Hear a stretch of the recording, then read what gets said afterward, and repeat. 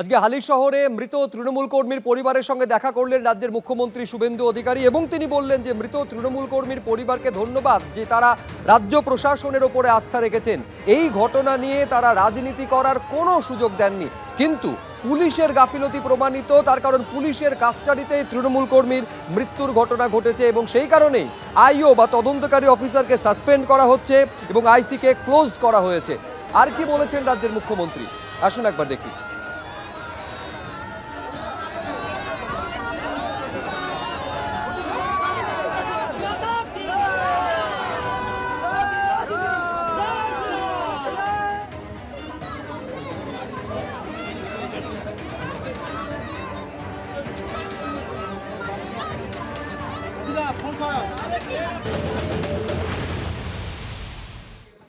Completely পাবলিকের জনরোষ হয়েছে, কিচ্ছু হবে না, কেউ পাথর ছোড়েনি, ছবিতে পুলিশ দেখেনি।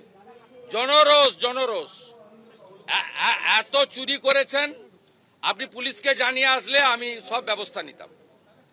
Responsibility goes to police. আপনি পুলিশকে জানিয়ে আসেননি, পুলিশকে আপনি কোনো সুযোগই দেননি। তারপরেও আমি বলবো কিছুই ঘটেনি। আর আপনার ওই পাথর টাথরের গল্প, ওগুলো সব মানুষ দেখেছে। আমি আপনাকে পরামর্শ না দিয়ে অনুরোধ করব, আপনি কোথাও গেলে পুলিশকে টাইম নিয়ে জানিয়ে আসবেন।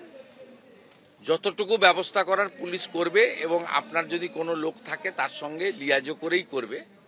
কিন্তু আপনি 15 বছরে 315 জন বিজেপি কর্মীকে খুন করেছেন। আপনি কোথাও একবারও কোনো আপনার অপোজিট থটের লোকের